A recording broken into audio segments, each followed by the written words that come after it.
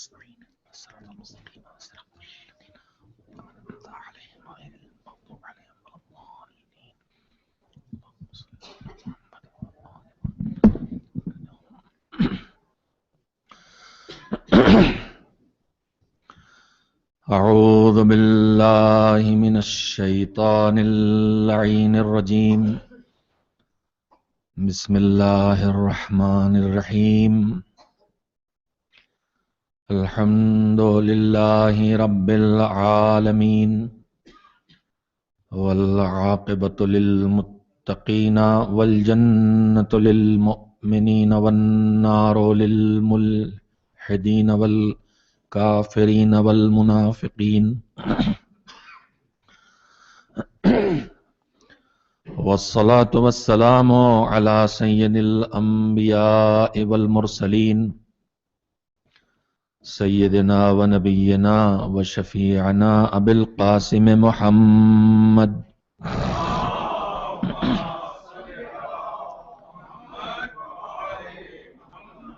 وآله الطيبين الطاهرين المعصومين المظلومين واللعنة الدائمة الباقية على أعدائهم أجمعين من الآن إلى يوم الدين. أما بعد فقد قال الله سبحانه وتعالى في كتابه المبين وهو أصدق الصادقين وقوله الحق. بسم الله الرحمن الرحيم. قل يا أيها الناس إني رسول الله إليكم جميعا الذي له ملك السماوات والأرض لا إله إلا هو يحيي ويميت فآمنوا بالله ورسوله النبي الأمي الذي يؤمن بالله وكلماته واتبعوه لعلكم تهتدون. صلوات بھیجے محمد و آل محمد.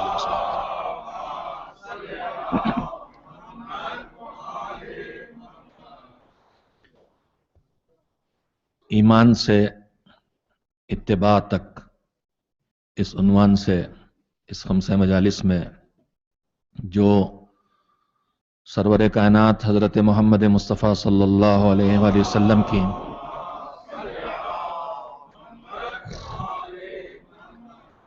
رحلت جو یا ظاہری شہادت تھی یا باطنی شہادت تھی، بہرحال شہادت تھی، اور دوسرے امام حضرت حسن مجتبی علیہ السلام کی شہادت کی مناسبت سے ہو رہی ہیں.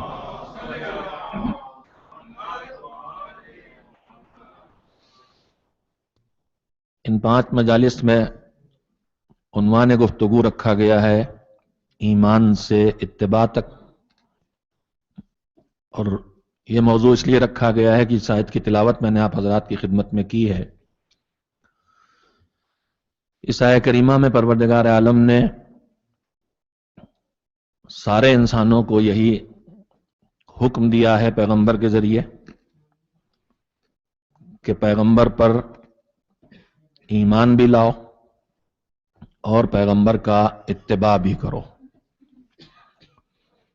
میں سب سے پہلے ان حضرات کے لیے جو کل یہاں تشریف فرما نہیں تھے، یہ تو نہیں کہوں گا کہ کل پھر تشریف فرما نہیں ہوں گے، دعا کروں گا کہ آ گئے ہیں تو آتے رہیں، اور یہ بھی گزارش کروں گا کہ اگر آپ نے اپنی زندگی کے 2 حصے مانے ہیں، ایک دنیا کی زندگی اور ایک آخرت کی زندگی، تو پھر دنیا کی زندگی کی آبادی بھی آپ ہی کو کرنا ہے اور آخرت کی زندگی کی آبادی کا انتظام بھی آپ ہی کو کرنا ہے. دنیا کی مشکلات سے بھی آپ ہی کو بچنے کا خیال کرنا ہے، دنیا کی نعمتوں تک آپ کو ہی پہنچنا ہے، اپنے آپ کو پہنچانا، اپنی اولاد کو پہنچانا ہے. تو آخرت کی مشکلات کو بھی آپ ہی کو اس سے بچنے کا انتظام کرنا ہے، اور آخرت کی نعمتوں کو جن کا نام جنت ہے وہاں تک پہنچنے کا آپ ہی کو انتظام کرنا ہے، اپنے لیے بھی اپنے بچوں کے لیے بھی. بس اتنا سے کہنا چاہتا ہوں کہ دنیا کی چھوٹی سی زندگی ہے، ختم ہو جانے والی زندگی ہے، مشکل ہو تو بھی ختم ہو جائے گی، راحتوں کے ساتھ ہو تو بھی ختم ہو جائے گی، لیکن آخرت کی زندگی ہمیشہ باقی رہ جانے والی زندگی ہے۔ تو خدا کے لیے خود سوچئے کہ جو چھوٹی سی زندگی ہے اس کے لیے کتنا وقت دے رہے ہیں، اور جو بڑی زندگی ہے اس کے لیے کتنا وقت دے رہے ہیں۔ یہ ہمارا عالمیہ ہے کہ بس خاص تاریخوں پر مومنین کرام سمجھتے ہیں کہ ہمارے آنے کی ضرورت ہے۔ میں کل کسی عالم کی تقریر سن رہا تھا، حوزہ علمیہ قم کی، انہوں نے ایک جملہ کہا تھا، مجھے بہت وہ بات دل کو لگی، میں آپ سے کہنا چاہتا ہوں۔ اگرچہ میں ذرا جلدی کہہ رہا ہوں، صرف آج آنے والے ابھی اور آتے ہی رہیں گے، جو محرم میں آتے ہیں، پھر اربعین کے دن آتے ہیں، محرم میں جتنے آتے ہیں اربعین کے دن نہیں آتے، اربعین کے دن جتنے آتے ہیں آج 28 صفر کو نہیں آئے ہیں۔ دوہری مصیبت کا دن ہے آج، رسول اللہ کی وفات اور فرزند رسول کی شہادت کا دن، پیغمبر کی وفات کی بڑی مصیبت کا تذکرہ مولا علی نے لفظوں میں کیا تھا کہ آج سلسلہ وہی قطع ہو گیا ہے۔ لیکن ہم نے کچھ دن مخصوص کر لیے ہیں آنے کے لیے اور اسی پہ اپنے کو مطمئن کر لیتے ہیں۔ میرے عزیزو، سلیقہ زندگی ہمارا یہ ہے، جو بات اس عالم کی آپ کی خدمت میں منتقل کرنا چاہتا ہوں، اگرچہ میں سوچ کے نہیں آیا تھا وہ، لیکن اب بات آ گئی ہے تو عرض کر دوں کہ انسان جب کسی نتیجے تک پہنچنا چاہتا ہے، ہماری آپ کی زندگی میں سروکار کن چیزوں سے ہے؟ یا ہماری زندگی میں سروکار دوسرے انسانوں سے ہے، یا ہماری آپ کی زندگی میں سروکار ہم کوئی کام کرتے ہیں، یا کسی چیز سے ہمارا سابقہ پڑتا ہے؟ تو ہر چیز، ہر کام، ہر فیصلہ، ہر قدم، اس کا ایک اصلی نتیجہ ہوتا ہے، اصلی مقصد ہوتا ہے۔ اس اصلی مقصد کے علاوہ اس کے اور بھی اثرات اور نتائج ہوتے ہیں۔ مثال کے طور پر یہ لائٹ یہاں پہ لگی ہوئی ہے، ہمارے فانوس کہتے ہیں اس کو، انگلش میں کیا کہتے ہیں جناب؟ سینڈل ہے، ایئر لگا دیا اس میں، خیر چلیے، ہم تو ڈر گئے تھے، اس کی شکل بھی کچھ زنانی سی ہوتی ہے۔ یہ جو فانوس ہے اس میں روشنی لگی ہوئی ہے، یہاں کیوں لگایا گیا؟ اس کا اصلی مقصد لگانے کا کیا ہے؟ روشنی ہے، لیکن اس کے علاوہ یہ ڈیکوریشن اور خوبصورتی کے کام بھی آ رہا ہے۔ تو اور بھی سوچا جائے تو اس میں اور بھی ممکن ہے اور رخ نکل آئے، لیکن ہر چیز کا ایک اصلی مقصد ہوتا ہے۔ اور کامیاب انسان وہ ہوتا ہے، اگر یہاں مان لیجئے رنگائی ہونے لگے اور اس کے اوپر یہ جو لائٹ اور ٹیوب لگے ہیں، جو خوبصورتی بھی ہے اور اس کے ساتھ ساتھ روشنی بھی ہے، تو اگر اس پہ پینٹ گر جائے تو اسے ہم صاف کریں گے کہ نہیں؟ اس لیے کہ جو اس کا اصلی کام ہے وہ رک رہا ہے۔ تو کامیاب وہ ہوتا ہے جو ہر چیز کے اصلی مقصد کو پہچانے، اس کو حاصل کرنے کی کوشش کرے، اور اس اصلی مقصد کے حاصل ہونے میں جو رکاوٹیں ہوں ان سے اپنے آپ کو بچانے کی کوشش کرے۔ میرے عزیزو، ایک فیصلہ ہم کو یہ کرنا چاہیے کہ اس مجلس عزا کا، اس محمد و آل محمد علیہ السلام کے تذکروں کا، قرآن مجید کی تلاوت کا، محفل کا، مجلس کا اصلی مقصد کیا ہے؟ تو قرآن اور اہل بیت پیغمبر کیا کہہ کے چھوڑ گئے تھے؟ انی تارکن فیکم الثقلین، کتاب اللہ و عطرتی اہل بیتی ما ان تمسکتم بہما لن تضلوا بعدی، تمہارے درمیان دو برابر کی قیمتی چیزیں چھوڑ کے جا رہا ہوں، ایک ہے قرآن اور ایک میری عطرت اور اہل بیت۔ جب تک تم ان دونوں سے اپنے کو وابستہ رکھو گے گمراہ نہیں ہوگے۔ اس کا مطلب کیا ہوا؟ قرآن کا اصلی مقصد ہے، اللہ کی بارگاہ سے آیا ہے ہدایت کے لیے، کہہ بھی رہا ھدی للناس۔ اور اہل بیت علیہ السلام اللہ کی بارگاہ سے کیوں بھیجے گئے؟ ہدایت کے لیے۔ اب اس کے بعد ان کے وجود کی ہزاروں برکتیں ہیں، ان کے تذکرے میں ثواب ملے گا، ان کی محبت سے جنت ملے گی، ان کی بارگاہ میں حاضری سے روزی میں مثلا وسعت ملے گی، دلی مرادیں پوری ہوں گی۔ لیکن جو اصلی اللہ نے انہیں بھیجا ہے، ان کے وجود مقدس کا اصل مقصد ہے ان سے ہدایت حاصل کرنا۔ جب تک کہ ہم اس پر نگاہ نہیں رکھیں گے، اس وقت تک ہم ان ضمنی فائدوں تک اپنے کو پہنچانے کی فکر میں لگے رہیں گے، اور نتیجہ یہ ہوگا کہ جس کے لیے انہوں نے بھیجا گیا تھا، جس کے لیے انہوں نے مشکلات برداشت کی تھی، وہاں تک ہم نہیں پہنچ سکیں گے۔ میرے عزیزوں، میں آپ سے کہنا یہ چاہتا ہوں، آپ دنیا کی زندگی اور آرام کو ضرور حاصل کریں، مگر یہ خیال رکھیں کہ آخرت کی زندگی اس سے بڑی زندگی ہے۔ اگر ہم نے آخرت کی زندگی کے لیے وقت نہیں نکالا تو دنیا کی کامیاب زندگی چاہے مل بھی جائے، جس کے ملنے کے امکانات بھی کچھ زیادہ نہیں ہوتے ہیں، مگر آخرت کی ہمیشہ والی زندگی کامیابی سے دوچار نہیں ہو سکتی ہے۔ لہذا خدا کے لیے نہ نکالیے اتنا وقت، یہاں کی کوششیں ناکام ہو جاتی ہیں، وہاں کی کوششیں ناکام نہیں ہوتی۔ یہاں کوشش کر کے 1 ملتا ہے، وہاں کم سے کم 10 ملتے ہیں۔ ٹھیک ہے، جتنا دنیا پہ وقت لگنا ہے اتنا آخرت پہ نہیں لگے گا، لیکن کچھ تو بیلنس برقرار رہے، کچھ تو رشتہ برقرار رہے۔ یہ خاص تاریخوں میں اپنے آپ کو سوچ کے محدود کر لینا کہ بس اس تاریخ میں ہمیں جانا ہے، اس کے بعد نہ فرش ازا سے رشتہ رہ جاتا ہے، نہ مصلی سے معاذ اللہ رشتہ رہ جائے، تو یہ کوئی اچھا طریقہ کار نہیں ہے۔ اس کی طرف معصومین نے نہ بلایا ہے، نہ اہل بیت علیہ السلام نے اس طرف دعوت کی ہے۔ میں آپ سے معذرت خواہ ہوں، میں نے تل کلامی کی، لیکن میں آپ سے کہنا چاہتا ہوں جو آج آئے ہیں اور پھر نہیں آئے، اب میں نے کہا، میں نہیں کہوں گا نہیں آئیں گے، کہنا چاہتا ہوں کہ بہت وقت آپ کو نہیں دینا ہے، لیکن اگر آپ جس چیز کے لیے قیمت پہچان لیں اس کا وقت آپ نکالتے ہیں نہیں نکالتے۔ گھر کے سامان کی خریداری کی ضرورت محسوس کرتے ہیں تو بازار جانے کا وقت نکالنا پڑتا ہے۔ بچے کے اسکول میں اس کے سلسلے میں اس کے ٹیچر سے بات کرنے کی ضرورت محسوس کرتے ہیں تو اس کے لیے وقت نکالنا پڑتا ہے۔ دوستوں کے رشتہ داروں سے تعلقات کو باقی رکھنے کی ضرورت محسوس کرتے ہیں تو اس کے لیے وقت نکالنا پڑتا ہے۔ تو جتنی اہمیت جس کام کی ہوگی آدمی اس کے لیے اتنا وقت نکالے گا۔ اب یہ خود فیصلہ کر لیجئے، کیا مجلس اعزا، کیا فرش اعزا پہ آنا، کیا مصلی پہ آنا، کیا مرکز میں آنا، دنیا کے جتنے ہمارے کام ہیں سب سے کم ضرورت کی چیز ہے کہ جب سب سے وقت بچے گا تو یہ کریں گے، اور اگر یہ کچھ بہت سے کاموں سے بہتر ہے تو پہلے اس کے لیے وقت نکلنا چاہیے، چاہے دوسری زندگی کی ضرورتوں کے لیے وقت کم کرنا پڑے، زحمت اٹھانا پڑے، مگر یہ پہلے نمبر پہ ہماری زندگی میں ہونا چاہیے۔ ایک صلوات بھیجے محمد و آل محمد علیہ السلام۔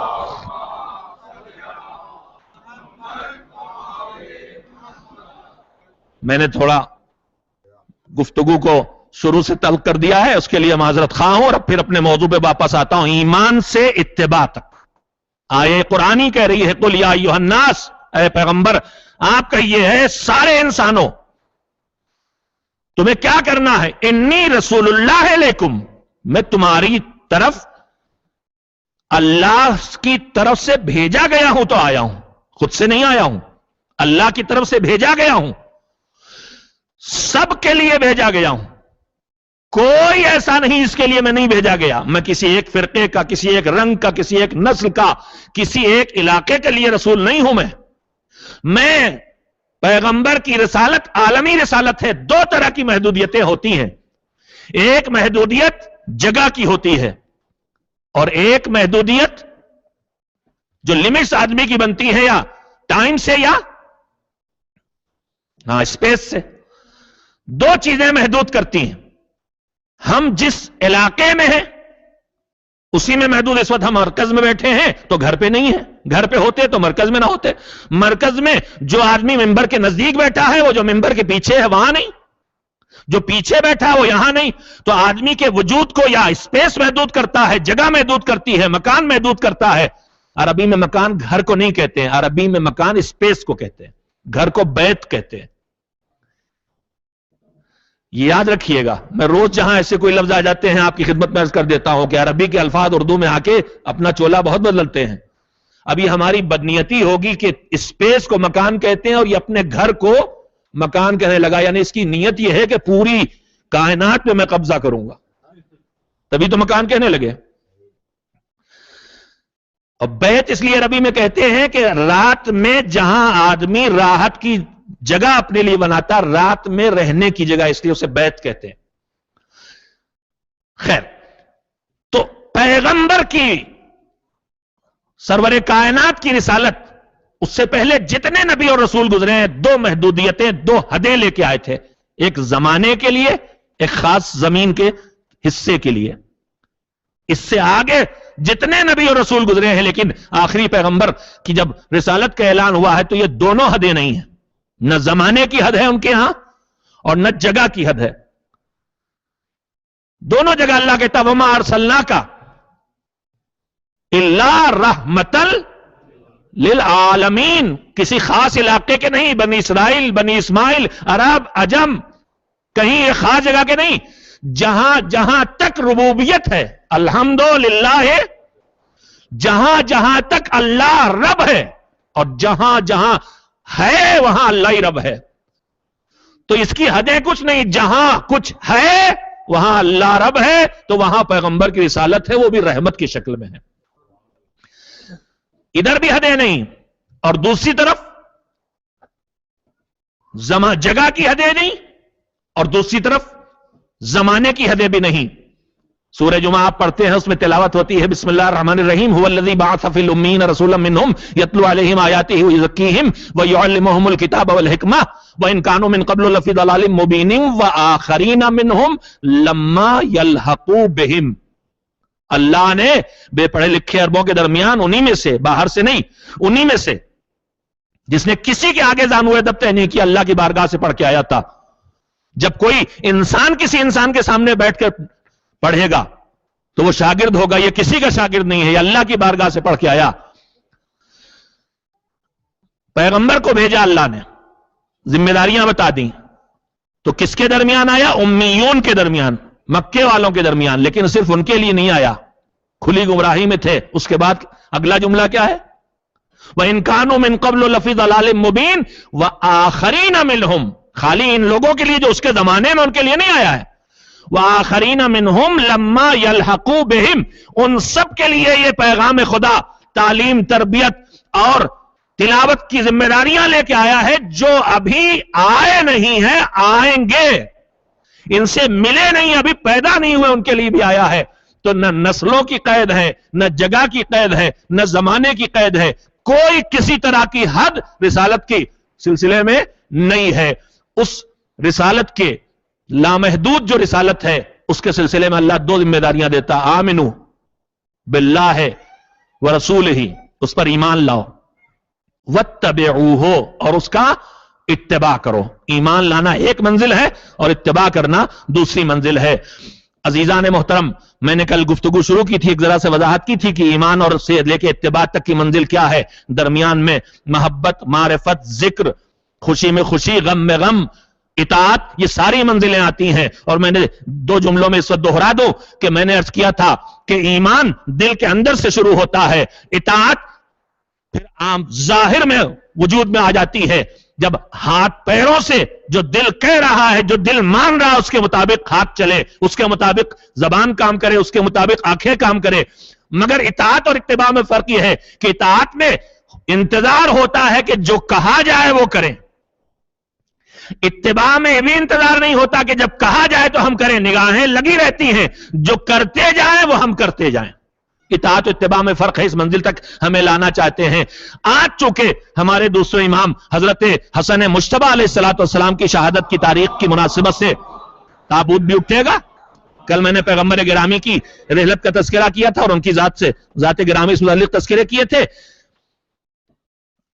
آج گفتگو کو جتنا وقت بچ گیا ہے میرے پاس، اس کو اپنے اس ہادی اور اس راہبر کی ذات سے مخصوص کرنا چاہتا ہوں کہ جس نے ہدایت کی ذمہ داریاں ادا کرنے میں تمام ائمہ کے درمیان ان مخصوص ترین حالات کا سامنا کیا ہے کہ جس میں سارے ائمہ کی نگاہ ڈالیں، کسی امام پر بظاہر یہ کہیں دیکھے نہیں ملتا کہ چاہنے والوں کی طرف سے انہیں اذیت پہنچی ہو، ماننے والوں کی طرف سے اذیت پہنچی ہو، مولا علی کو بھی جو اذیت پہنچ رہی ہے وہ ان کو امام ماننے والوں سے نہیں پہنچی ہے. کوفے میں جو ان کی حکم عدولی کر رہے ہیں، مولا ممبر پہ بیٹھ کے فریاد کرتے تھے کہ جب تم سے کہتا ہوں چلو دشمن کا مقابلہ کرنے کے لیے تو سردی کا بہانہ کر دیتے ہو کہ ابھی سردی بہت ہے، پھر جب گرمی آتی ہے تو گرمی کا بہت بہانہ کر دیتے ہو. لیکن یہ کس کی فریاد مولا علی کر رہے تھے؟ یہ فریاد مولا ان کی کر رہے تھے جو علی کو اپنا امام نہیں مانتے تھے، حاکم مانتے تھے، اور امام کی بات حاکم اپنے بات نہیں سن رہے تھے. اپنے چاہنے والوں اور اپنے آپ سے محبت کرنے والوں کو علی ممبر سے یاد کر رہے تھے. سید سجاد کو جو تکلیفیں پہنچی ہیں وہ دشمنوں کے ہاتھوں سے پہنچی ہیں. باقی ائمہ کو جو تکلیفیں پہنچی ہیں وہ بھی دشمنوں کے ہاتھوں سے پہنچی ہیں. لیکن اس امامت کی تاریخ میں دوسرے امام کی وہ مظلوم شخصیت ہے کہ جنہیں تکلیف صرف دشمن سے نہیں پہنچی. دشمن تو تکلیف پہنچانے کے در پہ تھا ہی.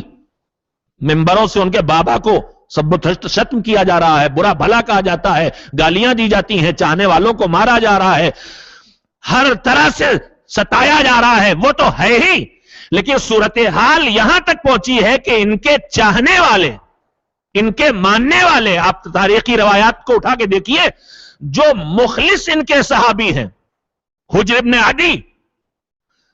عدی ابن حاتم اور اس طرح کے متعدد افراد، ان کے جملے تاریخ میں نقل ہوئے ہیں. سوچئے کن حالات میں دین کی حفاظت کے لیے جو فیصلے امام حسن کو لینا پڑے. امیر شام معاویہ سے سلو کرنے کا فیصلہ، اس سلو کے فیصلے کے بعد دشمن تو ستا ہی رہا تھا، دوستوں نے بھی تانازنی کی ہے. آپ سوچئے جو امام وقت ہو، اس سے کوئی چاہنے والا اگر آ کے معاذ اللہ کہے السلام علیک یا مذل المومنین، معاذ اللہ مومنین کو ذلیل کرنے والے، یہ کہہ کے سلام کرے اگر کرنے والے، تو کتنی زیادہ تکلیف دہ صورتحال ہے. اس تکلیف دہ صورتحال سے امام دو چار ہوئے ہیں، مگر ان کی سیرت اور ان کی زندگی کا پیغام ہمیں کیا دے رہا ہے؟ یہ تکلیف دہ صورتحال جو کل تھی، آج بھی کبھی کبھی ہمارے درمیان پیدا ہو جاتی، آج بھی ذہنوں میں الجھن یا خود پیدا ہو جاتی ہے، یا باہر سے جیسے اس وقت امیر شام کی طرف سے سازشیں تھیں ویسی سازشیں رچی جاتی ہیں اور سوالات اٹھنے لگتے ہیں. اور کبھی کبھی کوئی پوچھ بیٹھتا ہے یا کم سے کم سوچتا ہے کہ آخر امام حسن نے ایسے ظالم سے سلو کیوں کر لی. اور اس سوال کو اس انداز میں مسلسل پیش کیا جاتا ہے. میں اپنے نوجوانوں کے لیے اسے دہرانا چاہتا ہوں. آج نیٹ کی دنیا ہے، یہ سوال مسلسل پیش کیا جاتا ہے کہ حسن نے سلو کی تھی، حسین جنگ کے لیے اٹھ کھڑے ہوئے. پیغمبر خدا نے تو فرمایا تھا کہ یہ دونوں کے دونوں امام ہیں، تو پھر جب دونوں امام ہیں تو ان کے عمل میں اختلاف کیوں ہے کہ ایک سلو کرتا ہے اور ایک جنگ کرتا ہے؟ ایک سوال ہمیشہ کیا گیا ہے اور ہر سوال کا ہمارے بزرگوں اور علماء نے ہمیشہ جواب دیا ہے. کبھی کبھی ہمارے نوجوان جب پہلی بار ان کے سامنے سوال آتا ہے تو تھوڑا گھبرا کے آتے ہیں. میں ان سے صرف یہی کہوں گا کہ ڈھونڈنے کی تھوڑی سی ضرورت ہے. کوئی دہائی ایسی نہیں گزری بلکہ کوئی سال ایسا نہیں گزرا ہے جب ان اٹھنے والے اعتراضات کے جوابات ہماری طرف سے ہمیشہ تحریری شکل میں، کتابوں کی شکل میں نہ دیے گئے ہوں.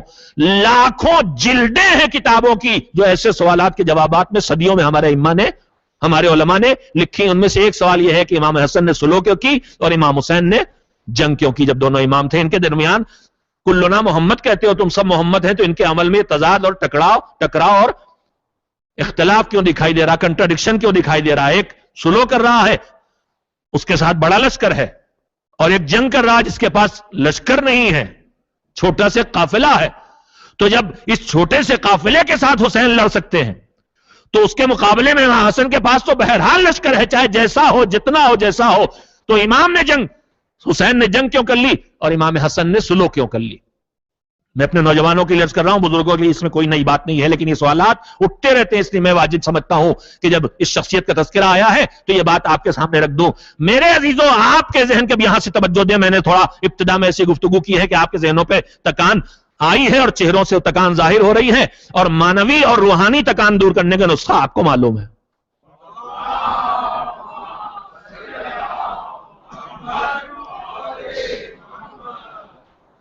ہماری پریشانی یہ ہے کہ جب دونوں امام ہیں، دونوں اپنے وقت کے محمد ہیں، تو ایک نے سلو کیوں کی، ایک نے جنگ کیوں کی؟ میں آپ کی پریشانی تھوڑی دیر کے لیے بڑھانا چاہتا ہوں، مٹانے کے لیے، پریشانی مٹانے کے لیے تھوڑی دیر پریشانی بڑھانا چاہتا ہوں۔ یہاں ہمیں یہ لگ رہا ہے کہ ایک امام کا فیصلہ ہے سلو اور ایک امام کا فیصلہ ہے جنگ، بالکل اپوزٹ سائڈ میں دونوں کھڑے ہیں، ایک جنگ کی طرف کھڑا ہے اور ایک سلو کی طرف کھڑا ہے۔ میں دو نمونے آپ کے سامنے رکھنا چاہتا ہوں، تاریخ اور تفسیر اور روایات کے سہارے، کہ جس میں ایک نمونہ اس کا کہ یہاں تو ایک امام کا فیصلہ دوسرے امام کے خلاف نظر آ رہا ہے، لیکن ایک نمونہ اس کا کہ اللہ کا فیصلہ کچھ اور رسول اللہ کا فیصلہ کچھ اور۔ قرآن مجید میں اللہ نے وعدہ لیا ہے، سوچنا تو دور کی بات، عمل کرنا تو دور کی بات، زبان سے گفتگو تک کے لیے اللہ نے کہا ہے کہ پیغمبر کچھ اپنی طرف سے کہتے ہی نہیں ہیں، جو بھی کہتے ہیں اللہ وحی یوحا، عمل کا بھی گارنٹی لی ہے، وما رمیتا اذ رمیتا ولکن اللہ، یہ جو آپ نے کنکریاں ماری ہیں دشمنوں پر پھینکی ہے، یہ آپ نہیں، اللہ نے کیا ہے کام۔ تو پھر اللہ اور رسول کے فیصلوں میں کوئی اختلاف ہو سکتا ہے؟ نہیں ہو سکتا۔ ابھی نمونہ آپ کی خدمت پیش کرتا ہوں ایسا تاریخ سے جس تاریخ سے ہم آپ سب واقف ہیں، اور آپ ابھی پریشان ہیں کہ اللہ اور رسول کے فیصلوں میں اختلاف، اور آگے بڑھیے تو خود ظاہری نگاہوں سے دیکھا جائے تو اللہ کے دو فیصلوں میں ٹکراؤ دکھائی دے گا۔ میں اب نمونے پہلے پیش کروں، تھوڑی دیر آپ کی الجھن برقرار رہے گی۔ آپ سے سوال کرنا چاہتا ہوں کہ سورہ توبہ، سورہ برات کی جو شروع کی آیتیں ہیں، جب وہ نازل ہوئی ہیں تو اس وقت کیا ہوا تھا؟ سورہ توبہ کی جب آیتیں نازل ہوئی اس میں اعلان کیا گیا تھا کہ انہوں نے مسلسل معاہدے توڑے ہیں، کفار نے، ان سے ہم نے مسلسل سلو کی اور انہوں نے مسلسل معاہدے توڑے، اگریمنٹس توڑے ہیں، اب ان سے کوئی معاہدہ نہیں کیا جائے گا، اب ان سے کھل کے جنگ کی جائے گی۔ وہ قیامت تک کا اعلان نہیں ہے، وہ اس وقت کے وہ کفار جو مسلسل معاہدہ شکنی کر رہے تھے۔ دشمنان اسلام ان آیات کو پیش کرتے ہیں کہ یہ جو جنگجو قوم ہے، وہ اس وقت کا حکم ہے صرف کہ مکے اور اس کو قرب جوار کے کفار سے جو پیغمبر اسلام معاہدے کر رہے تھے سلو کو، اس کو وہ مسلسل اس کو توڑ رہے تھے، تو آخر ہوا کہ اب بہت ہم برداشت کر چکے، اب ان سے کھل کے جنگ ہوگی۔ اور اسی میں فیصلہ بھی تھا کہ اب آئندہ اس کے بعد یہ آخری حج ہے جس میں سب شامل ہیں، اس کے بعد مسجد الحرام میں کوئی کافر داخل نہیں ہوگا۔ جب یہ آیتیں آئیں، حج کا موقع ہے، اسے حج اکبر کہا جاتا ہے۔ وہ حج اکبر اس لیے کہلاتا تھا کہ اس وقت کافر اور مسلمان سب اس حج میں شامل تھے، اس کا جمعے کے دن سے کوئی تعلق نہیں ہے، اور وہ ایک ہی حج اکبر تھا، یوم الحج الاکبر ہے اس میں قرآن مجید میں، اس لیے کہ اس میں سب شامل تھے۔ آیتیں آئیں، پیغمبر کو کسی کو بھیجنا ہے، ایک بزرگ نے اپنے آپ کو پیش کر دیا کہ یہ آیتیں میں لے کے جاؤں گا، پیغمبر نے ان کے حوالے کر دی۔ ادھر وہ بزرگ لے کے چلے، ابھی مدینے سے باہر بھی نہیں گئے، وہ مسجد شجرہ جو کہلاتی ہے وہاں تک پہنچے ہیں کہ ایک مرتبہ ادھر اللہ کی طرف سے وحی آئی کہ ان آیتوں کو جو سورہ برات کی شروع کی آیتیں ہیں، اللہ بری اس کا رسول بلی، مشرکین سے اور کوئی عہد باقی نہیں، اور یہ مسجد الحرام میں اب داخل نہیں ہوں گے، آئندہ ان کو داخلے کی اجازت نہیں دی جائے گی، وغیرہ وغیرہ، سخت ترین اعلان ہے۔ پیغمبر پر جبریل آئے کہ اللہ کہہ رہا ہے یا تم جاؤ، اور رجل من کا واقعہ آپ کو پورا یاد ہے ازبر، یا آپ جائیے یا ایسا جائے جو آپ سے ہو، جو گیا ہے اس کے جانے کے بعد بھی کہا جا رہا ہے ایسا جائے جو آپ سے ہو، اس کا مطلب جو گیا ہے وہ اس مرتبے پہ نہیں پہنچا ہے۔ میں نے آپ کی خدمت میں ضمنی مجالس میں گھروں کی عرض کیا تھا کہ دو مرتبے ہوتے ہیں، ایک ادھر سے آواز آتی منا اور ایک آواز آتی لیسا منا، ہم سے نہیں، ہم سے ہے ہم سے نہیں۔ تو یہاں کہا جا رہا وہ جائے جو آپ سے ہو، اور ہو بھی کون؟ رجل، مرد ہو، مرد ہو، آپ سے ہو۔ اب دو شرطیں لگائی ہیں، کوئی تو پوری نہیں ہوگی، तभी तो वापस बुलाना पड़ रहा। खैर, पैगंबर ने मौला अली को हुक्म दिया, जाओ लेके आओ, जाओ तुम आयतें पहुंचाओ। वो गए उधर। वो तफसीलात मुझे आपकी खिदमत में पेश करने की जरूरत नहीं है। गुफ्तगू की, क्या हुआ है। मौला अली ने कहा पैगंबर ने हुक्म दिया है, कुछ क्या गुजर गई। वापस आए बुजुर्ग, पैगंबर से आके पूछा कि क्या हुआ, तो उधर पैगंबर ने बताया कि ऐसा ऐसा हुक्म आया है। अब एक जुमला फिर कहने का जी चाहता है। मेरे अजीजों, मौला अली जब इन आयतों को लेके गए और हज अकबर के दिन सबसे बड़े मजमे में आयतें उस भरे मजमे में सुनाई, तो क्या ऐलान किया उसमें? क्या काफिर मस्जिद में नहीं आएगा, अल्लाह काफिर से बरी है, रसूल काफिर से बरी है। कोई एक तो उठता उस बड़े मजमे से कि क्या कहने आए हो, जरा अपने बाप का तो ख्याल करो। ये पूरे मजमे का सुकूत किस चीज की गवाही दे रहा है?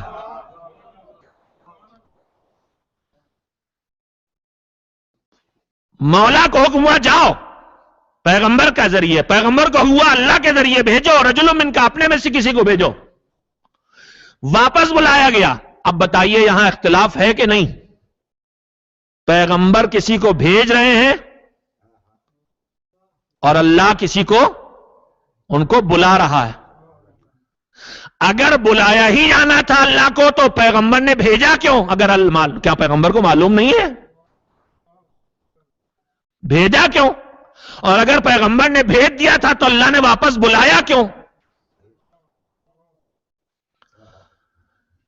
अजीजों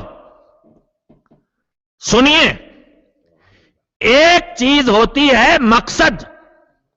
जो अभी मैं गुफ्तगू कर रहा था कि मकसद क्या है, इस मजलिस में आने का मकसद अगर सवाब है, इस मजलिस में आने का मकसद अगर अपनी जिंदगी में बरकत है, इस मजलिस में आने का मकसद अगर सोशल गैदरिंग है, इस मजलिस में आने का मकसद अगर जिन बानिया मजलिस से अपने ताल्लुकात हैं, तो हम वही पाएंगे। लेकिन मोहम्मद और आले मोहम्मद के वजूद का असली मकसद है हिदायत। लिहाजा उनसे वाबस्ता हर काम के अंजाम देने में पहली नियत होना चाहिए कि बराए हिदायत ये काम कर रहे हैं। हम ये मजलिस हिदायत हासिल करने के लिए कर रहे हैं, ये नजर हिदायत हासिल करने के लिए कर रहे हैं, ये जियारत हिदायत हासिल करने के लिए पढ़ रहे हैं, ये बोसा हिदायत हासिल करने के लिए, ये अलम को चूम रहे हैं ताकि उनसे हिदायत मिले। जब इस असली मकसद को पाने के लिए चलेंगे तो पीछे पीछे बरकत भी आएगी, पीछे पीछे रहमत भी आएगी, पीछे पीछे सवाब भी आएगा। तो बड़े फायदे से अपने को महरूम करें तो एक होता है मकसद। मकसद आदमी का एक होता है, उस मकसद के हासिल करने के जरिए मुताद्दिद हो सकते हैं। आपका मकसद है मजलिस में आना, अब उसका जरिया क्या हो सकता है? आप अपनी गाड़ी से आए, एक जरिया, खुद ड्राइविंग करके आए, एक जरिया, आप न चलाएं, आपके घर का कोई फर्द, कोई दोस्त आपकी गाड़ी चलाए, दूसरा जरिया, आप अपनी गाड़ी से ना आए, किसी और से कहें वो आपको लेके आ जाए, तीसरा जरिया। तो जरिए तो बहुत से हैं ना। काम एक होना है, मजलिस में पहुंचना है। खुद गाड़ी चलाएं, अपनी गाड़ी से आए, दूसरे की गाड़ी से आए, अपनी बीवी से गाड़ी चलवा के लाएं, अपने बेटे से गाड़ी चलवा के लाएं, बेटी से चलवा के लाएं। जरिए अलग अलग हैं, लेकिन सबका नतीजा क्या निकलेगा? मजलिस में आएंगे। तो मकसद एक होता है और जरिए कभी अलग अलग होते हैं। एक ही काम को मुख्तलिफ जरियों से किया जा सकता है, यह बात अपने दिमाग में रख लीजिए। अल्लाह ने, पैगंबर ने भेजा, अल्लाह ने बुलाया, अमल में तजाद है, कंट्राडिक्शन है कि नहीं? होना नहीं चाहिए। यह क्या वाकईन इख्तिलाफ है? आइए जरा देखें पैगंबर की जिम्मेदारी क्या है। अभी मैंने आयत पढ़ी सूरह जुमा की, बिस्मिल्लाहिर रहमानिर रहीम, हुवल्लज़ी बअस फिल उम्मीयीना रसूलन मिनहुम यतलू अलैहिम आयातिही व युज़क्कीहिम व युअल्लिमुहुमुल किताब वल हिकमा। अल्लाह ने अपने नबी को नबी पैगंबर बना के भेजा, उम्मीन पढ़े लिखे अरबों के दरमियान। कितनी जिम्मेदारियां दे के भेजा? 3। क्या क्या है? यतलू अलैहिम आयाते, तिलावत आयात 1, व युज़क्कीहिम, तज़किया, तहारत नफ्स, तरबियत 2, व युअल्लिमुहुमुल किताब वल हिकमा, तालीम 3, बेसत पैगंबर के जो मुख्तलिफ मकासिद कुरान मजीद में अलग अलग जगहों पे बयान हुए हैं, अदालत का क़याम भी है, अल्लाह की बंदगी की राह दिखाना भी है, सब समेट के हिदायत है एक लफ्ज में। लेकिन जब वो हिदायत फैलती है तो मुख्तलिफ उसके मंजर सामने आते हैं। तो इस आय करीमा में बेसत पैगंबर के, तवज्जो दीजिएगा थोड़ी देर, तीन मकसद बताए गए हैं, पैगंबर की तीन जिम्मेदारियां। तिलावत एक, तरबियत दो, तालीम तीन। तिलावत का मतलब क्या होता है? तिलावत कहते हैं किसी मुकद्दस इबारत को पढ़ना। अरबी में दो लफ्ज, एक है क़िराअत और एक है तिलावत। क़िराअत किसी भी चीज के पढ़ने को क़िराअत कहते हैं, लेकिन जब कोई मुकद्दस चीज पढ़ी जाए, आयत, वही, दुआ, तो उसको पढ़ना तिलावत कहते हैं। लेकिन तिलावत में सिर्फ जबान से पढ़ना काफी होता है। आप हम सब कहते हैं तिलावत कुरान कर रहे हैं, तो क्या समझते हैं? बगैर समझे पढ़ना तिलावत कहलाता है कि नहीं? अच्छा, जब आप खुद ही नहीं समझते हैं तो आप किसी और को समझाएंगे? तो तिलावत का मतलब होता है खाली जबान से अल्फाज को दोहराना। ना समझना जरूरी है तिलावत में, ना समझाना जरूरी है। लेकिन तालीम में क्या होता है? तालीम की मंजिल है समझाना। तरबियत में क्या होता है? तालीम हम आप कहते हैं पढ़ाना, समझाना, लेकिन तरबियत क्या होती है? सिखाना। तालीम है पढ़ाना, जो है ये हमने उसको दिमाग में इसका मफहूम, इसका मतलब डाल दिया, यह है तालीम, पढ़ाना। लेकिन क्या तरबियत भी यही है? तरबियत का इंग्लिश में ट्रांसलेशन है ट्रेनिंग। ड्राइविंग में क्या होता है? पहले आप कानून पढ़ते हैं और आपको गाड़ी के बारे में, ये स्टीयरिंग है, इसको घुमाने से पहिया, अब बताने की जरूरत नहीं, लेकिन बहरहाल इतना आदमी सीखता ही है, बचपन में सही सीखता है। ये ब्रेक है और ये, अब तो खैर गियर की गाड़ी रही नहीं गई, हमारे यहां भी गियर वाली होती है, इसलिए हमारे यहां सबसे अहम मसला वही होता है कि एक्सीलेटर की जगह क्लच दब गया और क्लच की जगह एक्सीलेटर और ब्रेक दब गए, सब हुआ करता है। तो तीन चीजें होती हैं, एक होता है पढ़ना, एक होता है पढ़ाना और एक होता है सिखाना। पढ़ने में खाली बस जबान से अल्फाज को दोहरा देना, कोई समझे चाहे ना समझे। पढ़ाने में समझाना पड़ेगा, पढ़ाने का मतलब आपने समझा दिया, और सिखाने का मतलब उसको इतनी मर्तबा उसे करवाया वो काम कि वो भी करने लगा। तो पैगंबर की है तीन जिम्मेदारियां, तिलावत पढ़ना, तालीम पढ़ाना, तरबियत सिखाना। अब एक सवाल मेरा आपसे और है, इन तीनों जिम्मेदारियों और कामों में सबसे आसान क्या है? पढ़ना सबसे आसान है, पढ़ाना उससे मुश्किल, और सिखाना यानी सबसे आसान तिलावत, उसके बाद उससे मुश्किल तालीम, उससे मुश्किल तरबियत और तज़किया। शायद आपको थका दिया मैंने बहुत, वरना आप पहुंच गए होते। रिसालत की तीन जिम्मेदारियां, चलिए सलावत भेज लीजिए।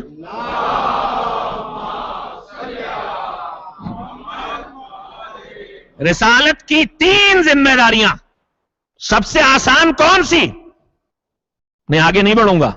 तिलावत, बरात की आयतें लेके जो भी जाए उसे वहां क्या करना था? तालीम का काम नहीं था, तज़किया और तरबियत की जिम्मेदारी नहीं थी, सिर्फ सुनाना था, बस पढ़ के सुनाना था। तो जो रिसालत की सबसे हल्की जिम्मेदारी थी वो हवाले की गई। अगर शुरू ही से अली को भेज देता, चले मालिक अली इस काम के लायक हैं, उन्हीं को शुरू से भेज दे, तो क्या अली के कमाल का पता चलता? लेकिन यह ना पता चलता कि दूसरा इस जिम्मेदारी के लायक नहीं है। अल्लाह बताना यह चाहता था कि जब हयात पैगंबर में रिसालत की सबसे हल्की जिम्मेदारी, तिलावत की जिम्मेदारी अली के अलावा कोई और अंजाम नहीं दे सकता, तो बाद वफात पैगंबर इन जिम्मेदारियों को अली के अलावा कौन अंजाम दे सकेगा?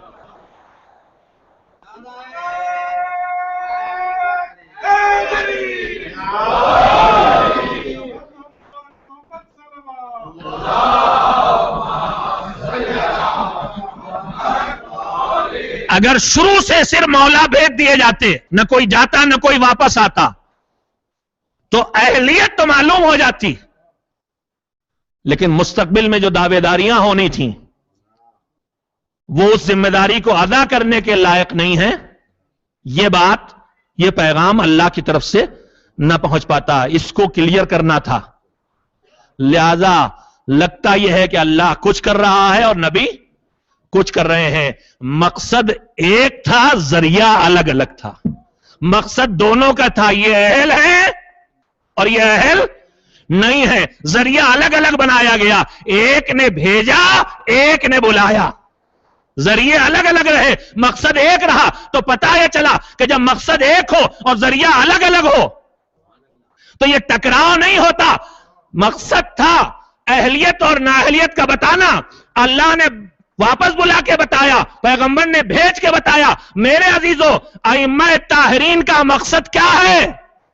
دین کو بچانا، دین کی حفاظت کرنا. اب یہ ہے مقصد. اس کے لیے ذریعے الگ الگ ہوں گے. جب تلوار کھینچ کے دین کی حفاظت ہوگی تو تلوار کھینچی جائے گی، اور جب قلم سے سلو کر کے دین کی حفاظت ہوگی تو سلو کر کے یہ کام انجام دیا جائے گا. مقصد ایک ہے، ذریعہ الگ الگ ہے.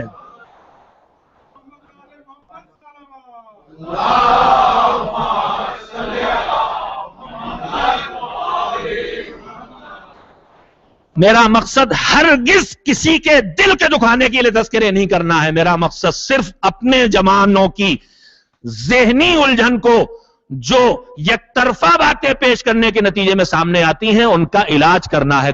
جو سچ جس چیز کو سمجھے وہ اس کو مانے. میں ایک گفتگو کر رہا ہوں عقلی بنیادوں پر، علمی بنیادوں پر، اور اس میں قرآن مجید کی آیات اور ان واقعات کا سہارا لے رہا ہوں جس سے پوری عالم اسلام میں کوئی انکار نہیں کر سکا. اس واقعے سے سورہ بات کے نزول میں جہاں جی چاہے گا جا کے پڑھ لیجئے، یہ تفصیل آپ کو پڑھنے کو ملے گی. تو مگر میں نے کہا تھا کہ ایک آپ کی پریشانی ہے کہ امام اور امام کے فیصلوں میں اختلاف ہے. یہاں اللہ اور رسول کے معاملات الگ الگ ہیں، لیکن میں نے عرض کیا تھا میں الجھن تھوڑی بڑھا کے رکھوں گا. اب ایک نمونہ اور باقی رہ گیا اور اس سے زیادہ وقت بھی باقی نہیں رہ گیا. اللہ کا فیصلہ ایک جگہ کچھ دکھائی دیتا ہے، ایک جگہ کچھ. بات تو ہو گئی ہے، مکمل ہو گئی، لیکن نمونے دماغ میں پڑے رہے تو حرج کیا ہے. دو بڑے پیغمبر گزرے ہیں، اولو العزم، جن کا سابقہ دشمنوں کے ذریعے آگ سے ہوا ہے. کون کون ہے بتائیے؟ جناب ابراہیم تو سبھی بتا دیں گے، دوسرا نام بتائیے. ہاں، جناب موسیٰ علیہ السلام. نوجوان شاید متوجہ نہیں ہے، یا ممکن ہے کہ یہ جناب موسیٰ کی زندگی کا حصہ کم ان کے سامنے آیا ہو. جناب ابراہیم کا واقعہ تو ہم سب کو، آپ کو معلوم ہے. کتنی بڑی آگ جلائی تھی نمرود نے؟ اتنی بڑی کہ پرندے جس اونچائی پہ بھی اڑتے ہیں، اب تو ہوائی جہاز جو اڑتا ہے اس کی اونچائی معلوم ہے، تو پرندوں کی کس اونچائی پہ اڑتے ہیں بتائی ہے ہم آپ کو. جن اونچائیوں پر پرندے آسمانوں میں اڑتے ہیں وہ آگ اتنی بھیانک تھی کہ اگر وہاں اس حصے پہ اوپر آسمان میں جہاں سے جو پرندہ اونچائی پہ اڑ رہا ہو وہ اڑ جائے تو جل کے گر جاتا تھا. مجھے نہیں پتا کتنے 100 میٹر یا اس سے اوپر، مجھے نہیں پتا. میں نے کبھی اب کوشش کروں گا کہ یہ بھی دیکھ لوں کہ سب سے اونچا پرندہ کتنی اونچائی پہ اڑتا ہے.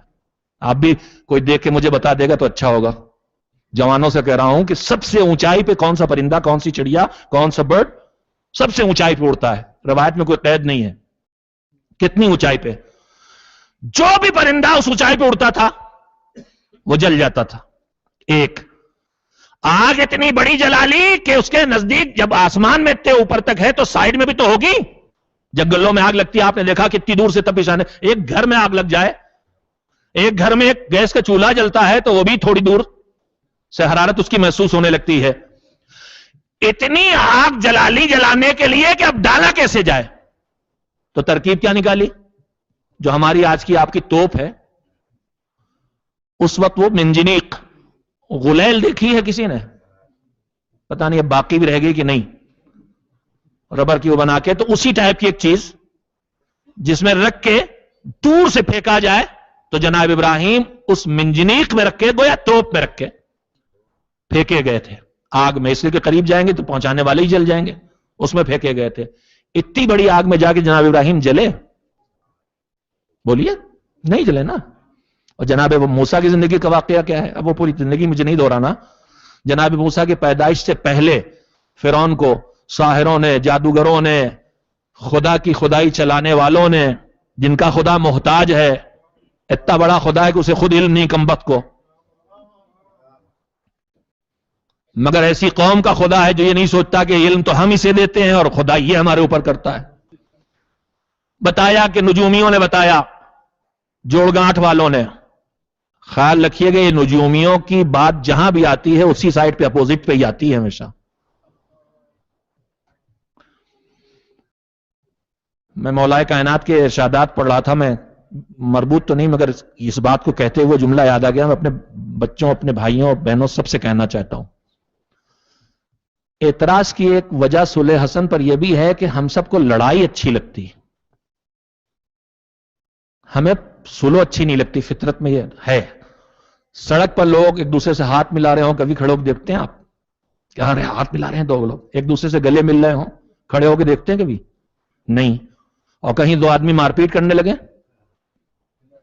پیر بریک پہ چلے جائیں گے، سڑک پہ جام لگنے لگے گا، تو ہمیں لڑائی اچھی لگتی. اس لیے بھی الجھن ہوتی ہے، بس امام حسن حسین لڑے. جوش ملی آبادی کے لوگ بہت عقیدت مند ہیں، لیکن وہ خان صاحب تھے، پٹھان تھے، انہیں بھی خالی لڑائی پسند تھی، وہ امامت کو پسند نہیں کرتے تھے. انہوں نے حسن مجتبیٰ کی صلح کی تعریف کبھی نہیں کی. علی اور حسین کی خالی جنگ کی تعریف کی ہے، غور کر لیجئے گا جا کے. کچھ لوگوں کو برا تو لگے گا. تو ہمیں لڑائی پسند ہے، ہمیں صلح پسند نہیں ہے. جہاں لڑائی ہے اچھائی ہے کہ برائی؟ برائی ہے بھائی، کہہ تو لیجئے، نہ مانیے. کہ گھر کی رونق کسی لڑائی سے ہوتی ہے، سناٹا گھر میں چھا جائے گا، ہمارے لیے تو اچھا ہے، ورنہ قبرستان گھر ہو جائے گا. ٹھیک ہے. تو میرے عزیزوں، جب کوئی لڑائی ہوتی جو ایک بری چیز ہے تو ہم رک کے دیکھنے ہی لگتے کیا ہو رہا کیا ہو رہا ہے کیا ہو رہا ہے. مولا علی کو یہ نہیں پسند. روایت کہتی ہے، اسی نہج البلاغہ کے خطبہ، مجھے دماغ میں تو نہیں رہ گیا وہ حوالہ، لیکن ہے نہج البلاغہ میں، کہ کوئی مجرم پکڑ کے لایا گیا تھا کوفے میں. کوئی جرم کیا ہوگا اس نے، جو غلطی کی ہوگی. ہمارے ہاں بھی ہوتا ہے نا، پولیس جب کسی کو ارسٹ کرتی ہے تو ایک بھیڑ اس کے ساتھ چلتی ہے. مجھے پاکستان کا حال معلوم نہیں رہ گیا، اس لیے ارسٹ ہونے والے کے ساتھ بھیڑ چلائیں گے، کیا معلوم کہاں سے گولیاں چلنے لگیں. لیکن عام طور پر یہ ہوتا ہے، کوئی پکڑا گیا، کچھ ہوا تو 150 لوگ اس کے ساتھ لگے ہوئے. تو کوئی مجرم مولا کی خدمت میں گرفتار کر کے لایا گیا، اس کے ساتھ ایک بھیڑ آ گئی. مجھے مولا کے الفاظ بھی بینی یاد نہیں رہ گئے، اب دوبارہ روایت ڈھونڈ کے الفاظ بھی لکھ لوں گا. لیکن اس کا پیغام یہ تھا کہ مولا اس بھیڑ سے ناراض ہوئے اور اس لہجے میں خطاب کیا کہ میں اپنی زبان میں کہہ رہا ہوں کہ کمبختو، ہمیشہ برائی کے موقع پہ دکھائی دیتے ہو، کبھی اچھائی پہ جمع نہیں دکھائی دیتے. بہت بڑا پیغام ہے اس میں عزیزوں، تاکہ کبھی اچھائی پہ بھی ایک ساتھ دکھائی دیا کرو. ایسی بھیڑ کسی اچھے کام پہ بھی لگ جایا کرے. ہمیشہ تمہاری بھیڑ جو لگتی ہے وہ ہمیشہ کسی برائی کے موقع پہ لگتی ہے. تو یہ ایک اس قوم سے نہیں ہے، خطاب ہے کہ برائی ہو تو نگاہیں جھکا کے ہٹو، تاکہ برائی بڑھے نہیں، پھیلے نہیں، تمہارے دماغوں میں اس برائی کا خیال بھی نہ آئے. لیکن کہیں اچھائی دکھائی دے تو سمٹو، تاکہ وہ اچھائی تمہاری طرف بھی منتقل ہو جائے، شاید تمہارے اندر بھی کچھ خوبی پیدا ہو جائے، کچھ خوشبو آ جائے اس کی. برائی کے پاس کھڑے ہوگے تو بدبو آئے گی اس کی، اگر آئے گی. مولا نے اسی لیے جملہ فرمایا ہے کہ برائی نہیں انل منکر اس لیے ضروری ہے کہ جہاں کوڑے کا ڈھیر ہوتا ہے، جب وہاں سے کوئی ہوا گزرتی ہے تو اس کی بدبو لے کے جاتی ہے، اور جہاں خوشبو والے پھول ہوتے ہیں تو وہاں سے ہوا گزرتی ہے تو خوشبو لے کے آتی ہے. تو نیکیوں کے ڈھیر لگاؤ تاکہ ماحول میں خوشبو رہے، معاشرے کو معطر کرتی رہے نیکیوں سے. برائیوں کو صاف کرو تاکہ ماحول میں بدبو نہ آنے پائے اور کرداروں کو بدبودار نہ بنانے پائے. ایک صلوات بھیج دے محمد و آل محمد علیہ السلام. جناب وقت ختم ہو گیا میرے عزیزوں. میں آج بھی تھوڑا کراس کروں گا اپنی حدوں سے، جو مصیبت کا وقت ہے، مصیبت کے دن ہے. میں شرمندہ ہوں اپنے امام سے کہ میں ان کی سیرت اور ان کے ارشادات سے کوئی جملہ نہیں پیش کر سکا. اگر اللہ آپ کو انشاءاللہ آج اس فرش ادا پہ آنے کی توفیق دے کہ کل بھی مجالسیں اسی سلسلے سے ہیں، تشریف لائیے گا. کل انشاءاللہ اس معصوم کے ارشادات اور سیرت کے کچھ تذکرے میں ضرور کروں گا. میں مقروض ہوں، آج نہیں کر سکا. صرف ایک مسئلے کی گفتگو آپ کی خدمت میں ذرا پھیل گئی. تو جناب موسیٰ، اللہ کے بڑے پیغمبروں میں پیشین گوئی ہوئی کہ یہ آئے گا بنی اسرائیل میں تو فرعون تمہاری خدائی ختم ہو جائے گی. فرعون تمہاری خدائی ختم ہو جائے گی. اس نے پہرے بٹھائے، 70,000 بچے بنی اسرائیل کے مارے گئے کہ موسیٰ پیدا نہ ہو. 70,000 बच्चे। दीन की कीमत पहचानिए, एक नबी की जान की कीमत पहचानिए, और फिर उसके बाद इस दीन की कीमत पहचानिए जिस दीन के लिए ऐसी लाखों जानें कुर्बान हुई, तो उसकी कदर होगी। मगर अल्लाह ने जनाब मूसा की विलादत का इंतजाम किया, बत्न मादा में परवरिश पाते रहे, निगरानी करने वाली दाइयों को पता नहीं चला, विलादत हुई किसी को खबर नहीं हुई, हुक्म हुआ कश्ती छोटी से एक बास्केट बनाओ, दरिया में डालो, पानी में डाल दिया। अल्लाह ने वादा किया तुम्हारा बच्चा तुम्हारे पास वापस आएगा। वो फिरौन आसिया के साथ दरिया के किनारे बैठा था, उस बच्चे को उठा लिया, मोहब्बत डाल दी अल्लाह ने दिलों में, उसको पाल लिया उन लोगों ने। वो पूरा वाकया आपके सामने है यहां तक का तारीख का। अब उसी में एक हिस्सा यह है कि जनाब मूसा जब थोड़ा से बड़े हुए और गोद में साल, 1.5 साल, 2 साल, मुझे नहीं पता क्या उम्र है, फिरौन की गोद में थे, तो जनाब मूसा ने उसकी दाढ़ी को पकड़ा और भरपूर तमाचा रसीद किया। अरबी से तमाचा जो हमारे आते आते चमाटा हो गया। तमाचा रसीद किया ऐसा कि उसका सिर फिर गया, मुंह टेढ़ा हो गया। इतने कमसिन बच्चे थे, इतना भरपूर हाथ खा के चौंका कि ये वही बच्चा तो नहीं है, इतना भरपूर हाथ, ये वही बच्चा तो नहीं है। कत्ल करने पे तैयार हुआ। जनाब आसिया ने फौरन कहा कि नहीं, टेस्ट कर लेते हैं, देख लेते हैं ये नॉर्मल बच्चा है, आम बच्चा है या कोई खास बच्चा है। वो यही चौंका है, काफिर है लेकिन फिर भी जानता है कि जो अल्लाह की तरफ से आने वाला है वो आम लोगों जैसा नहीं होता। उसको भी इतनी बात मालूम है। जनाब आसिया ने कहा चेक कर लें। कैसे चेक किया? मेयार किस चीज को बनाया? टेस्ट का मेयार इल्म को बनाया। क्या तय हुआ? का एक याकूत, जनाब याकूत की भी इंग्लिश बता दी जो कनाडा में बोली जाती हो। डायमंड तो सफेद होता है, जो हल्का गुलाबी वाला होता है, रूबी, अच्छी रूबी। एक रूबी बड़ी से रूबी का पीस और एक दहकता हुआ अंगारा का दोनों सामने रखो। यह कमसिन बच्चा है। रूबी कितनी अच्छी क्वालिटी की हो, याकूत कितना ही अच्छा क्यों ना हो, अंगारे जैसी चमक तो उसमें नहीं होगी। तो कहा अगर ये मामूली बच्चा होगा तो दहकते हुए अंगारे को उठाने की कोशिश करेगा। हमारे बच्चे नहीं, शमा जलती उसको पकड़ रहे हैं, बल्ब जल रहा उसको पकड़ रहे हैं, हीटिंग घर में सुर्ख रोशनी उस पर दौड़ पड़े तो जो चमकदार ज्यादा चीज होगी उस पर बच्चा दौड़ेगा। तो अगर ये मामूली बच्चा होगा तो अंगारे को उठाएगा, पहचानेगा नहीं। और अगर ये गैर मामूली बच्चा होगा तो ये अंगारे को नहीं उठाएगा। जनाब मूसा के सामने दोनों चीजें रखी गई। जनाब मूसा ने याकूत की तरफ हाथ बढ़ाया, उधर से अल्लाह ने जिब्रील को भेजा, हाथ हटाओ इनका, हाथ हटा के अंगारे पे रखो।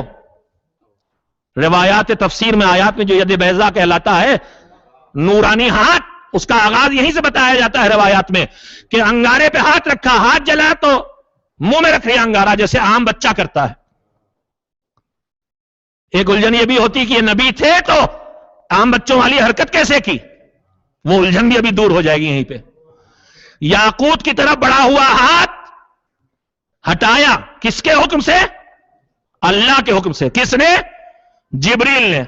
हटाने का फायदा क्या हुआ? याकूत उठा लेते, पहचाने जाते तो क्या होता? शहीद हो जाते। नहीं पहचाने गए तो बच गए। हक क्या था? सोते रहे हैं आज। हक क्या था कि मूसा याकूत उठाए कि अंगारा? इनको इल्म है ये उठाना चाहिए, इसको छुपाया गया कि नहीं? जान बचाने के लिए हक छुपाया गया कि नहीं छुपाया गया? जान बचाने के लिए हक छुपाने को क्या कहते हैं? तकिया। ये कौन कर रहा, कौन करवा रहा, किससे करवाया जा रहा है?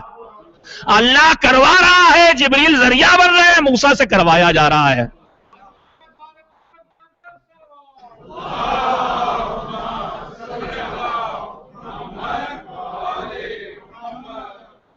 नहीं, बहुत देर के बाद आपने सलवात भेजी है।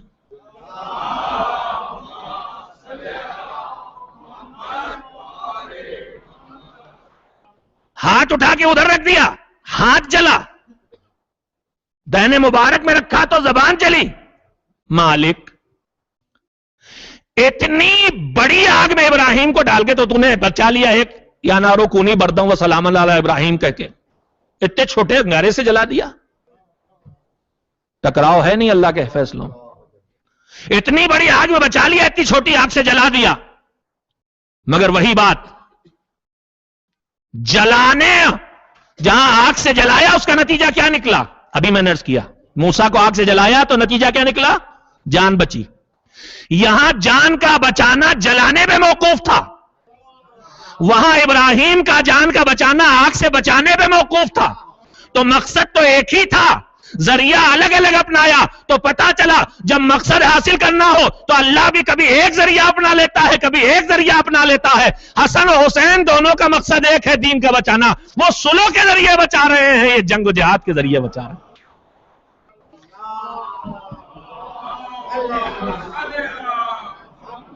وقت ختم ہو گیا. میں اس مظلوم امام کی مظلوم زندگی کا عملی پیغام، جس سے آج کے اس پرآشوب دور میں ہم فائدہ اٹھا سکتے ہیں، وہ پیش کرنے سے محروم ہوں. میں اپنے کو مقروض مانتا ہوں اپنے امام کا، اور اللہ نے توفیق دی اور کل تک زندگی دی اور توفیق برقرار ہوئی تو کل انشاءاللہ ان کی سیرت کا ایک پہلو اور ان کے کچھ ارشادات اپنے نوجوانوں کی خدمت میں رکھنا چاہوں گا. اور آپ سے دستبستہ گزارش کروں گا میرے عزیزو، کچھ چھوڑ کے بھی آنا پڑے تو آؤ، اس لیے کہ جو چھوڑو گے وہ اس سے کمی ہوگا، جو پاؤ گے وہ کمی ہوگا. بس میں بات کو آج یہیں پہ ختم کرتا ہوں. جس نے ایسی مظلوم زندگی گزاری، چاہنے والوں کے طنز و تشنیع، باپ پر ممبروں سے لعنتیں، بدترین حالات یہ ہیں کہ وہ ماحول ملون امیر شام نے پیدا کر دیا ہے. وہ واقعات آپ کے سامنے، اب ان کو دہرانے کا وقت نہیں ہے کہ شام سے آنے والا فرزند رسول کو دیکھ کے برا بھلا کہنا شروع کر دیتا ہے. دوست دشمن ہر طرف تکلیف کے علاوہ کچھ نہیں ہے.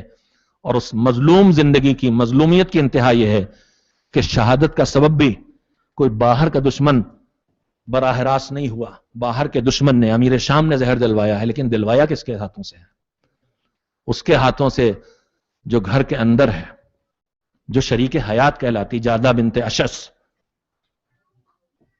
روایات کہتی ہیں کہ امیر شام نے ایک بار نہیں زہر دیا ہے، مولا کو بار بار زہر دیا ہے. اور آخری بار اس ظالم نے اس کے پاس جو زہر تھے وہ جب آزما لیے اور مولا زندہ رہے تو اس نے روم، یعنی آج کا یورپ، وہاں کے بادشاہ کو یہ لکھا تھا کہ مجھے ایسا زہر چاہیے جو فوراً کام کرے. اس میں جواب دیا کہ ہم کسی ایسے کے ساتھ یہ برتاؤ نہیں کرتے جس کی ہم سے جنگ نہ ہو. اتنا انصاف باقی تھا اس وقت. پھر اس ملون نے ادھر سے جواب دیا کہ یہ اسی کا بیٹا ہے جو تمہاری حکومت پہ قبضہ کرنا چاہتا تھا. پیغمبر کی طرف اشارہ کیا، اور یہ تمہارے ملک پہ قبضہ کرنا چاہتا. میں اسے زہر دے کے تمہاری جان اس سے بچانا چاہتا ہوں. کل بھی دشمنوں کو متوجہ کرنے کے لیے منافق تھے، آج بھی ایک بڑا کردار یہی منافق ادا کر رہے ہیں. سہارا بن رہے ہیں. جو گلے کٹ رہے ہیں اس میں گلا کاٹنے کے لیے کوئی ہاتھ یورپ سے نہیں جاتا ہے، ہاتھ وہیں کے نکالے جاتے ہیں. نفاق کا کردار اگر آپ ملا لیں. امام کو زہر دیا گیا، آخری زہر جو دیا گیا اس کی صورتحال یہ تھی کہ جو پانی میں زہر ملایا گیا تھا شب میں وہ نوش فرمایا، اور چند لمحوں کے بعد خون کی قے ہوئی. تشت لا کے رکھا گیا، اس میں قے کی بہن آ گئی. بھائی کی بے چینی دیکھ کے بہن آ گئی. بھائی کی بے چینی کی خبر سے دیکھ کے بھائی جمع ہو گئے. روشنی جب تشت پہ ڈالی گئی تو تشت میں خون کے ساتھ جگر کے ٹکڑے تیر رہے تھے. ان لفظوں کا کہہ دینا آسان ہے، اس اذیت اور اس تکلیف کو سمجھنا دشوار ہے جب جگر ٹکڑے ٹکڑے ہو جائے. وصیتیں شروع کر دی، الگ الگ وصیتیں کی ہیں.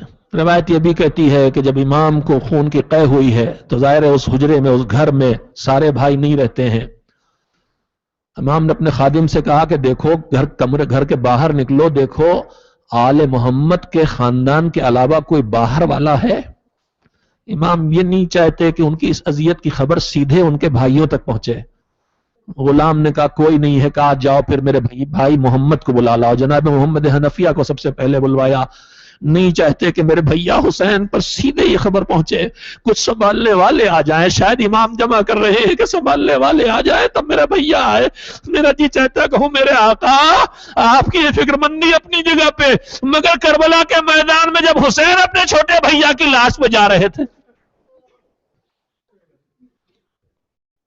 आपका जानशीन भी उस वक्त शहीद हो चुका था। अजरकुमुल्लाह, भाई जमा हो गए, बहनें जमा हो गई, तश्त में खून है, खून में कलेजे की टुकड़े हैं, वसीयतें शुरू कर दी।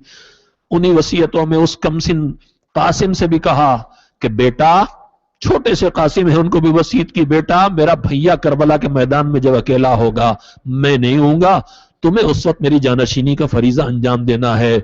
हुसैन तड़प तड़प के रो रहे हैं। भाई की बेचैनी को देख के सैयदुश्शुहदा से अजीब जुमला कहा बड़े भाई ने। बहुत थोड़ा से फासला था दोनों भाइयों में। हम आप जानते हैं सब भाइयों में आपस में मोहब्बत होती है, लेकिन जो तले ऊपर के भाई होते हैं वो भाई के साथ साथ दोस्त बन के भी रहते हैं। इन दोनों भाइयों में 1 साल से कम मुद्दत का फासला है। 3 शाबान सन 4 हिजरी को हुसैन पैदा हुए हैं और 15 शाबान सन 3 हिजरी को इमाम हसन। 1 साल भी से भी कम का फासला है। भाई भाई का दोस्त है, हमेशा साथ रहने वाले।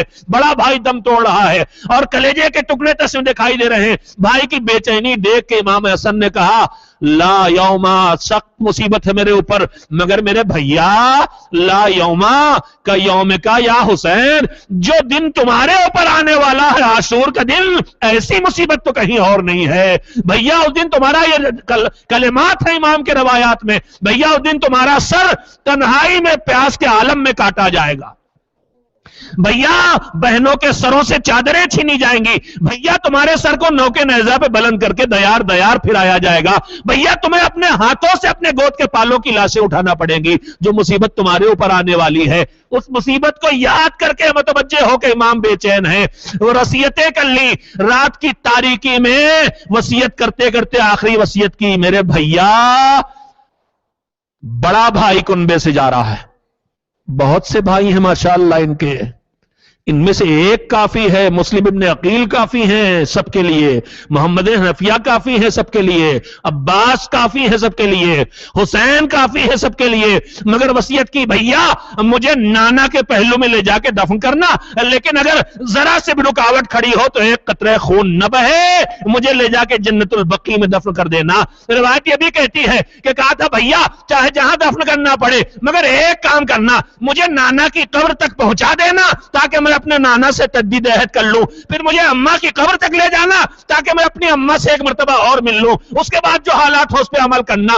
पहली वसीयत यह है नाना के पास ही दफन करना। जनाजे को ताबूत में लेके चले, सारे जवान भाई कांधा दिए हुए हैं, एक मर्तबा सामने से जालिम जमा हो गए, हम न दफन होने देंगे, तीर कमानों में लग गए, इधर जवानों के हाथ शमशीर पे जा रहे हैं, उधर हुसैन ने हाथ रखा कभी अबुल फजल के कांधे पर, कभी मोहम्मद हनफिया। जाने वाला बड़ा भाई कह गया खून नहीं बहेगा, सर झुका लो, जनाजा मोड़ लो, मगर जालिमों का जुल्म शुरू हो चुका। तीरों की बारिश हुई, ताबूत तोड़ के जिसमें नाज़नीन हसन में तीर पैवस्त हो गए। हाय, जब हुसैन का जिस्म पामाल हो रहा था तो उस वक्त अकेली बहन तड़प रही थी, कोई बचाने वाला ना था। यहां तो उससे ज्यादा दर्दनाक मंजर है, इतने भाई हैं मगर सब्र का हुक्म दे के गया है बड़ा भाई।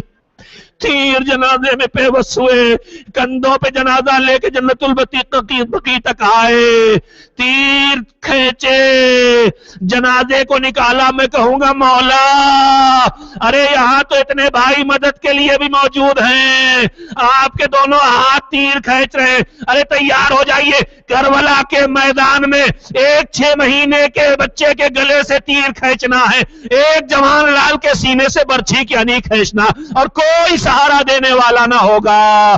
भाई के जनाजे को उठाया, कब्र में दफन किया, रसूलुल्लाह की तरफ मुड़े, अरे मेरे नाना, आपकी अमानत आपके हवाले, अरे हम शर्मिंदा हैं, हम सब मौजूद थे, हमारे भाई का जिस्म तीरों से छलनी हो गया।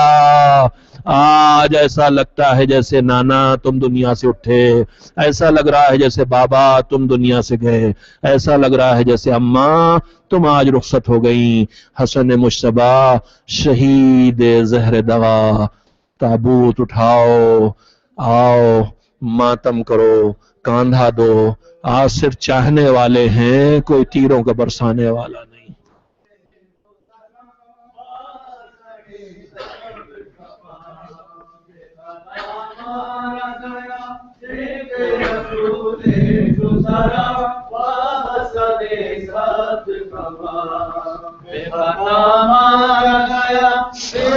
رسول دوسرا وحسن سبز کبا، بے خطا مارا گیا سبط رسول دوسرا وحسن سبز کبا، بے خطا مارا گیا سبط رسول دوسرا وحسن سبز کبا، بے خطا مارا گیا سبط رسول دوسرا وحسن سبز کبا، بے خطا مارا گیا رسول دوسرا وحسن سبز کبا، بے خطا مارا گیا سبط رسول دوسرا وحسن سبز کبا، بے خطا مارا گیا سبط رسول دوسرا وحسن سبز کبا۔